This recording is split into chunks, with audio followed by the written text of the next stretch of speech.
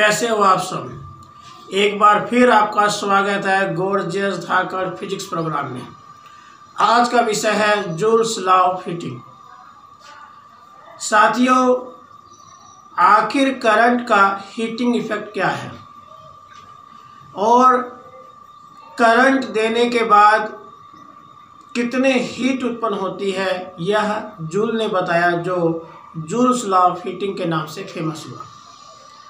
जैसा कि आप सभी जानते हैं, जब भी हम किसी कंडक्टर को इलेक्ट्रिकल एनर्जी देते हैं तो उस इलेक्ट्रिकल एनर्जी से हीट उत्पन्न होती है।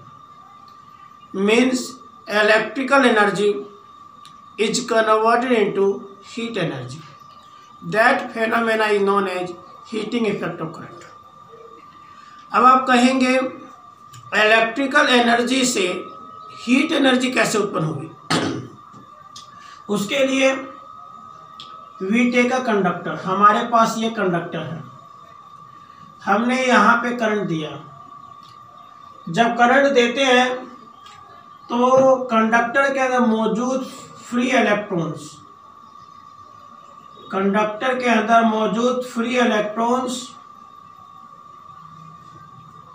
यहाँ पर पॉजिटिव एंड ऑफ कंडक्टर की तरफ मूव करना शुरू कर देते हैं। When current is given to the conductor, free electrons present in the conductor moves towards the positive ends of conductor. अब आप ही सोचिए, जब करंट देंगे और इलेक्ट्रॉन मूव करना शुरू करेंगे पॉजिटिव एंड की तरफ, तो ये इलेक्ट्रॉन आपस में क्या करेंगे? टकराएंगे। इलेक्ट्रॉन के बीच में कोलिजन होगा।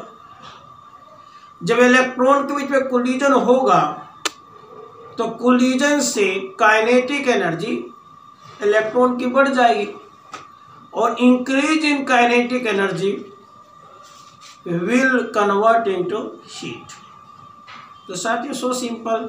आपने देखा, जब किसी कंडक्टर को करंट दिया जाता है, कंडक्टर के अंदर मौजूद फ्री इलेक्ट्रॉन्स पॉजिटिव एंड की तरफ मूव करते हैं, जिसके कारण ये आपस में टकराते हैं और टकराने से एवरेज काइनेटिक एनर्जी बढ़ जाती है और वो एवरेज काइनेटिक एनर्जी जो बढ़ी वो हीट में ट्रांसफॉर्म हो जाती है। इसीलिए हम कहते हैं कि इलेक्ट्रिकल एनर्जी देने से फ्री इलेक्ट्रॉन्स के कोलिजन के द्वारा जो वर्क किया गया वह हीट की उत्पत्ति का कारण बनता है। इसीलिए जूल जी ने जब इसकी एक्सप्रेशन निकाली तो उन्होंने इस वर्क डन को काउंट किया कि ये इलेक्ट्रॉन जब आपस में कोलिजन करते हैं तो कितना वर्क डन होता है। साथियों, वर्क डन का फॉर्मूला होता है voltage multiply charge. According to Ohm's law, Ohm के नियम के अनुसार वोल्टेज मतलब potential difference is equal to IR। इसी प्रकार से अगर हम करंट की बात करें तो करंट का फॉर्मूला होता है चार्ज अपॉन टाइम। ओके, तो चार्ज की वैल्यू क्या हो जाएगी? Current into time. हमने V निकाला IR, Q निकाला IT। V और Q की वैल्यू एक में पुट कर दीजिए। Putting equation second and third into equation 1, क्या बन जाएगा दोस्तों? W should be equal to IR into में IT, तो that become I square RT। और अभी मैंने आपको एक कंसेप्ट समझाया जिसके अनुसार ये जो किया गया वर्क डन है यही हीट में ट्रांसफॉर्म होता है। इसीलिए this work done is equal to heat, इसलिए हीट की वैल्यू आ जाएगी I स्क्वायर RT। और जो ये हीट की एक्सप्रेशन आई है this is Joule's law of heating.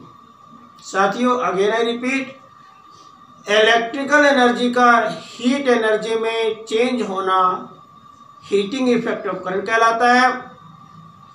Heating effect इसलिए होता है क्योंकि इलेक्ट्रॉन आपस में कोलिजन करते हैं, कोलिजन करने से वर्क डन होता है, वर्क डन से काइनेटिक एनर्जी बढ़ जाती है और वही काइनेटिक एनर्जी हीट में ट्रांसफॉर्म होती है।